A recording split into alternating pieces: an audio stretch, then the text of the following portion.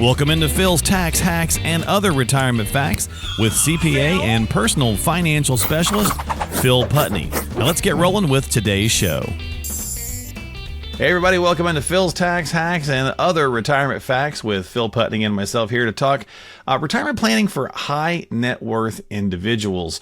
So we're going to talk a little, I don't think we've done a whole lot around necessarily high net worth, Phil. So probably a good topic to get into and have a conversation. We'll describe some unique situations, and then we'll talk about maybe some planning myths that kind of get associated with that a little bit. So we'll go through a few of those things. How you doing, my friend? Doing good. Yeah. Enjoying the fall season. We just got done doing one of our favorite fall activities, doing Halloween weekends at Cedar Point.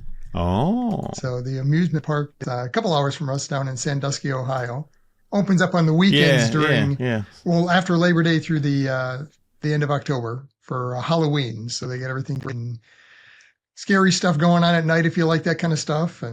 But it's a lot of fun. And had unbelievable summer weather for it this weekend, but yeah, I was going to say it's been pretty toasty outside for this time of the year, but we're in early October right now, so not a bad idea to go and do that before it gets too late, because then A, it's cooler, but B, it might be busier too, right? Because people are around Halloween. So now, is that something you took the grandkids, or is that just because you like scary stuff, or what's the deal? No, we take the kids. So we not to do the scary stuff, but just to do the roller coasters. They still have everything open, so and because they have a lot of different like haunted house or haunted walk type places throughout the park. I mean, a lot of people in the evening time frame doing that, so you have more flexibility to do some of the rides in that. But I tell you what, of all the places I've lived, a lot of the haunted houses that used to be done in the Michigan area, but I used to live in Auburn Hills, and there was always some sort of haunted, and there was this really good, like seriously, like some serious money and some time and effort went into some of those in the area. And I remember for a while there, I lived just next to Oakland University, and there was a place they called Silo X, and it was an old missile silo on the, I don't know if they still do it or not, but it was on the university, and you had to go down into the missile silo thing. So it was creepy. It was pretty good. So that would be kind of scary. Yeah, it'd be crazy. Just in and of itself going into a missile site. No. Yeah, and of course they leaned into like the military, gone wrong kind of thing, for Halloween, so it was good stuff though. Yeah, they had probably of all the places I've lived, the best scariest haunted houses in the Metro Detroit area. So without a doubt.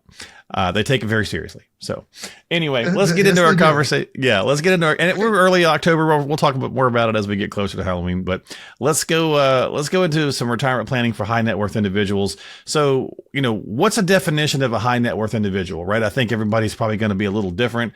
And do you agree, Phil, that they have maybe a more unique planning issues than others? Yeah, high net worth individuals is typically somebody with $1 million to maybe $5 million in liquid investable type money. So outside of your home equity, even having real estate, as long as it's not your primary residence, would kind of fit into that. And that's kind of the first peak aspect I think of this discussion is, when you just throw that out there, high net worth individual, most people, even in that category, are going to say, well, that's not me. I'm not high net worth.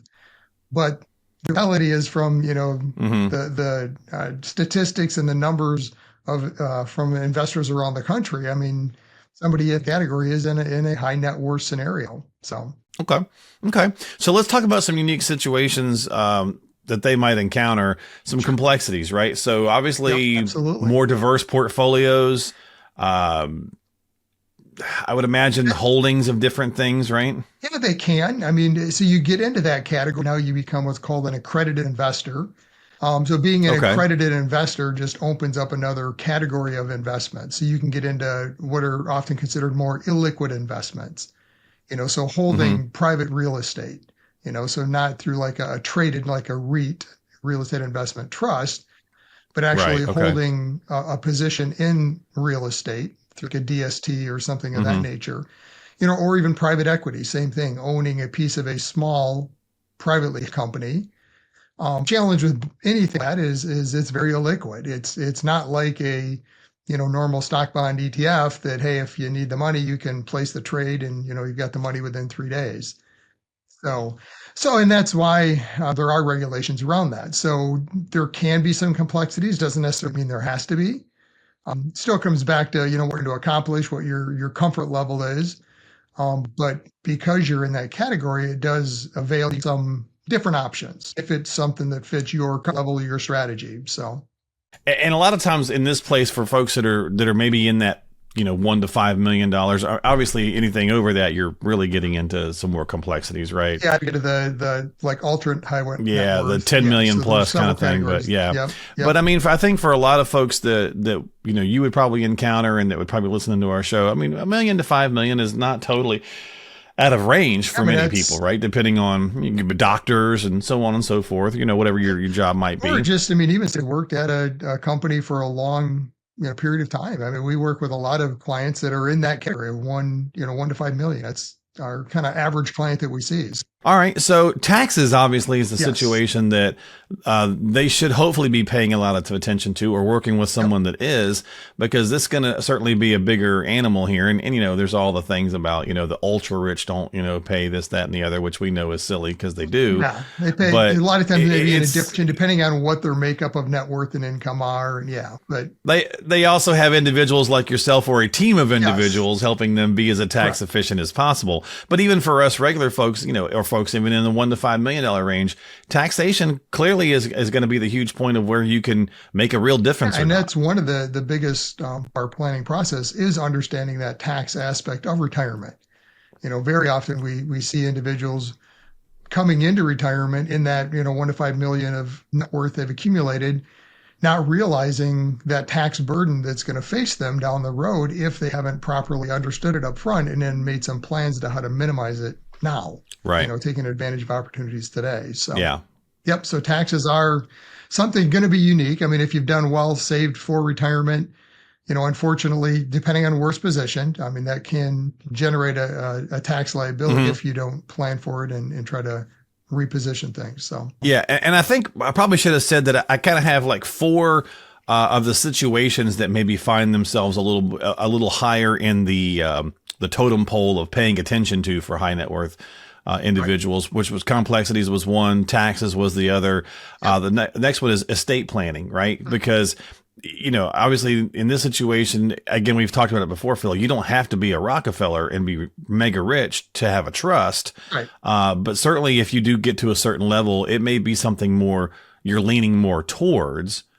If you have more assets to protect, is that a fair statement Yeah, or? I mean, it's to me, it's one of those scenarios. I think oftentimes people think of estate planning. Well, I don't have the, quote unquote 13 million or above, 26 for a couple to worry For the about that, where I current, have yeah. a quote unquote estate tax. And that's true. I mean, but that's Hmm. a small aspect of estate planning. I mean, estate planning is ultimately when something happens to one or both of you, what do you want to have happen to your assets?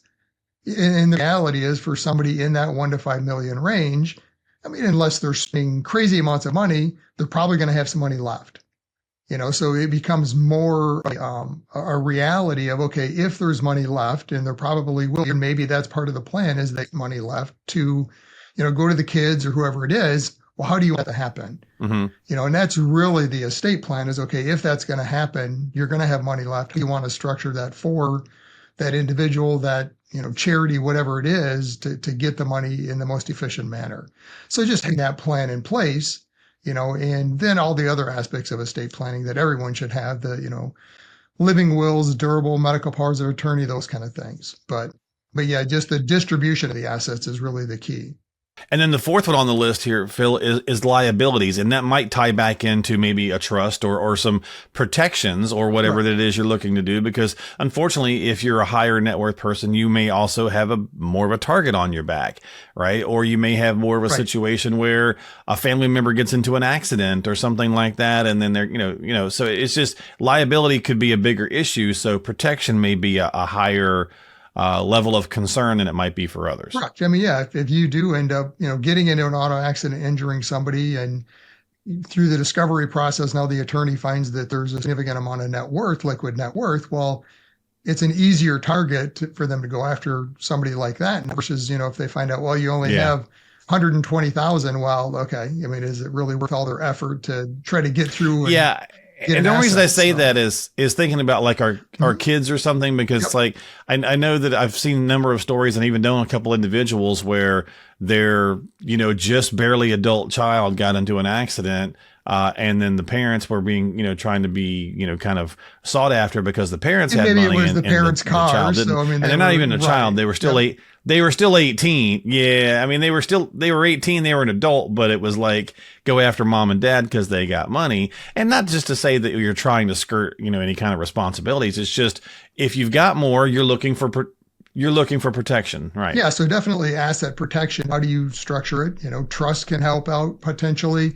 How, it kind of ties back into that estate thing. One of the oftentimes, especially like with real estate, the easy process is, well, I'll just add the kids to the title or the deed. Right. And I mean, the challenge with, okay, if there's names on that deed and now back to liabilities, they get into an auto accident or they have some kind of liability, well, they own your property. They're an owner on that property. Now, your assets are their assets for that liability standpoint. So you just have to be really careful, especially as you're looking at estate transfers and how you want to position things, to help cover yourself from the liability aspect. So, and again, I'm not an attorney, obviously. Make sure we talk about that. But I mean, there are just general kind of questions that I understand as you're going into this to then take it to the next level and say, okay, now let's have a discussion with an attorney. What should we do? How should we best hedge ourselves against some of this? Well, and so we wanted to touch on a little bit because obviously if you are in that situation, hopefully you are working with a financial professional. If you're not, Yep. then you certainly should consider doing so. I think a lot of folks that are Yep. probably over that threshold probably already are, but you might be looking for a second opinion or yeah. Typically they are. Mhm. So make sure you're just doing the right things there for yourself. Now let's talk about a couple of planning myths that kind of are attached to the high net worth individuals. I have so much net worth, I don't need to worry about sustainable withdrawal rate. So like a lot of us are going, okay, do we pull we'll just stick with the 4% rule, The old right? Do we pull the 4% rule, right. 4%, right? In order to kind of get through. But if you have $3-4 million, you might feel like, well, I don't have to worry about how much I'm withdrawing because I'm groovy, right? Don't put yourself into a pickle because you may also be spending more, right? It's the same. The Yeah. same concept. It's just a matter of how you're the whatever tier you're on. Yeah. I mean, the withdrawal rate, really comes down to number one, it's a rule of thumb. I don't really use rules of thumb other than it's that napkin sketch kind of, am I in the ballpark? Good for that. And that's about it. But beyond that, I mean, it's, typically with a higher net worth is going to be spending more. So if you're thinking, well, I've got 3 million, 4%, that's 120,000 a year, that's good. And maybe for somebody with a million, 120 a year, that seems like a lot of money. For somebody in the 3 to 4 million, Sure. that's just their lifestyle that they're accustomed to. So, so for them, that 3 to 4% withdrawal rate, yeah, you still have to be conscious of it. You still have, bottom line is you still have to have a distribution plan. What is the income that I have? How am I going to get that income? How are my assets positioned to be able to cover that income that I need? Because net worth is one of the bigger picture. So, Well, and I think that maybe ties into a larger myth or a larger question for that, Phil, is if you're not worried about withdrawal rate and you think, hey, I'm sitting on, $4 million or $5 million, I don't need an yeah, income plan. I'm groovy.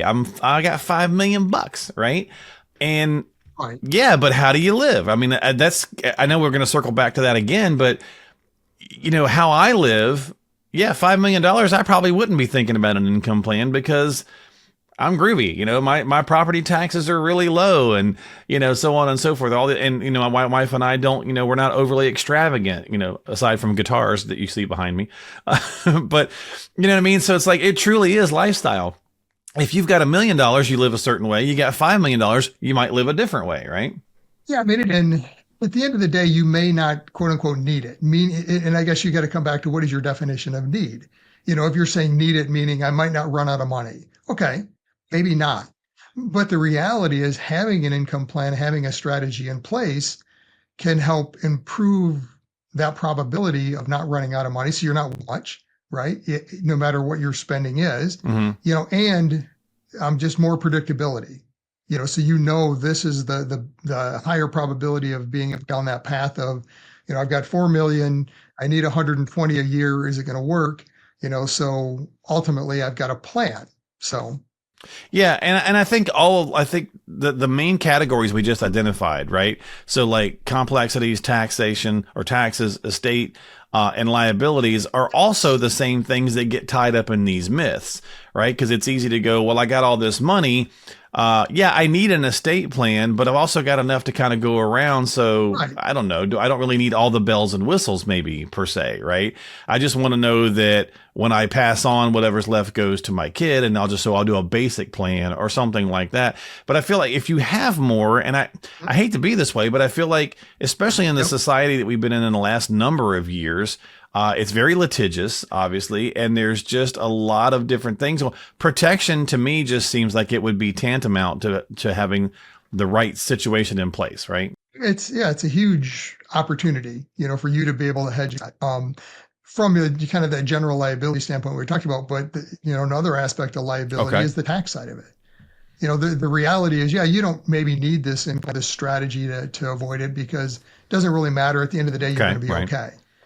But it can be the difference between leaving, an estate to your heirs, your kids, 2 million, and then they have to pay taxes out of it, or maybe you're leaving 3 million that's structured now tax free. Mm, I mean, it's a matter of, can you win your scenario? yeah. And that's really somebody in that range, that high net worth scenario. The planning aspect isn't as much about, it didn't work, how can I make it work? It's more about, it works, how can I improve that? How can I maybe hedge against some of the liabilities, against the unknowns of taxes, against, money to go to my kids at these ages, having that plan for distribution or whatever it is in place. It's more improvement of your scenario, removing some of the unknowns and putting some controls in place to help hedge that.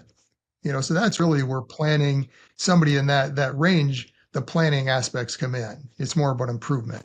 Yeah, that's fair. And just like anything, right? I mean, more, if you have more assets, you have more money, you may just have a different set of problems than someone with a little bit less, right? It doesn't necessarily mean Right. that all those problems go away unless you're probably in the stupid money category.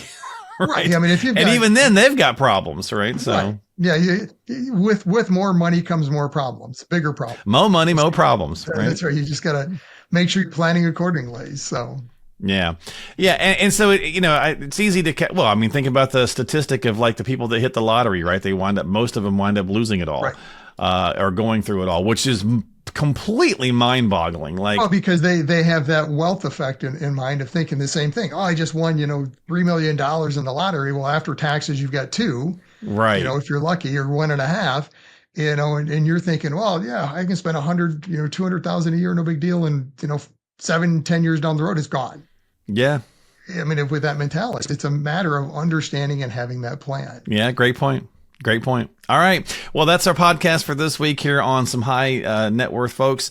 Obviously, there's a lot more in depth we can do. We'll probably circle back around and maybe get a little bit more into the weeds and nitty gritty on for high net worth folks, so we can share some more tactile things, kind of put your hands on, if you will, on a future episode. Because certainly there's a lot to all the different kind of categories. So many people go to see a financial advisor thinking that I probably don't have enough. I probably can never retire. They're going to tell me bad news, and I'm too poor to retire. And then they're pleasantly surprised to find out they're in better shape than they are. And then other folks are sitting on too much and think, well, I don't need an advisor because I'm sitting on too much, or whatever. So both of them are kind of in the wrong mindset. Having a professional just helps you corral all the things that you need to corral, whether it's making sure you've got enough to get through because it is close and tight, or you have a whole lot of extra, but you want to protect it as well. So just lots of different things to think about. Certainly good reasons to talk with a financial professional like Phil Putney, who is a CPA as well as a personal financial specialist. So reach out to him at philstaxhacks.com. That's philstaxhacks.com. Don't forget to subscribe to us. Hit the little subscribe button on Apple, Google, Spotify, YouTube, all that good stuff. And we'll see you next time. Phil, thanks for hanging out, and happy beginning of Halloween month to you. Phil? Investment advisory services offered through AFS Wealth Management. The content of this program is provided for informational purposes only and is not a solicitation or recommendation of any investment strategy. Investments and/or investment strategies involve risk, including the possible loss of principal. There is no assurance that any investment strategy will achieve its objectives.